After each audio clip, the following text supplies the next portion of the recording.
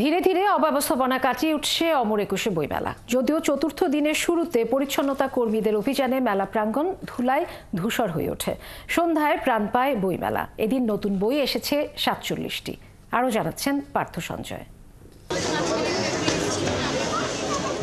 নতুন বইয়ের গন্ধে মুখর বইমেলার চতুর্থ দিনের শুরুতেই বিপত্তি। সোহরাওয়ার্দী প্রাঙ্গণে দফায় দফায় চলেছে পরিচ্ছন্নতা অভিযান। তাতে ধুলোয় ধূসরিত মেলা প্রাঙ্গণ। বইয়ের পসরা সাজিয়ে বসা স্টল কর্মীদের কাছে ভিড়তেই পারছিল না পাঠক। এখন ঝাড়ু দেওয়াতে আবার আমাদের সবগুলো আবার নতুন করে গুছানো লাগছে। এখন তো আমরা স্টল ওপেন করে, এটা তো আমাদের হচ্ছে সময়, পাঠকদের আসার সময়।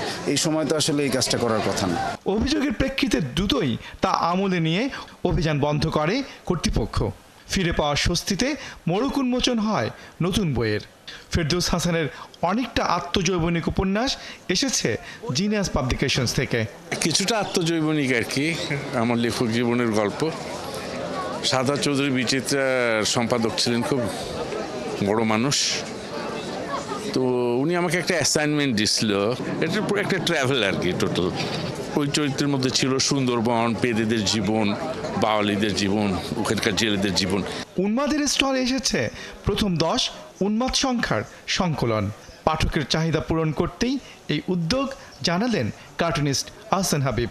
এটা আসলে আমাদেরকে নিজেদেরকেও খুঁজে বের করতে অনেক সমস্যা হয়েছে, কারণ উন্মাদের যারা পুরনো পাঠক, বিশেষ করে যারা বিদেশে থাকে, তারা সবসময় আমাদেরকে নক করে যে এই সংখ্যাগুলি কীভাবে পাওয়া যায়।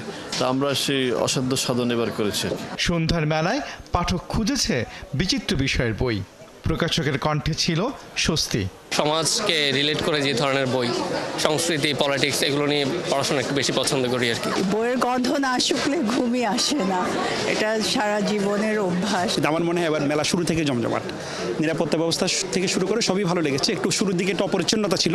এদিনের ৪৭টি সহ মেলায় নতুন বই এলো ৯২টি। পার্থ সঞ্জয়, ৭১, ঢাকা।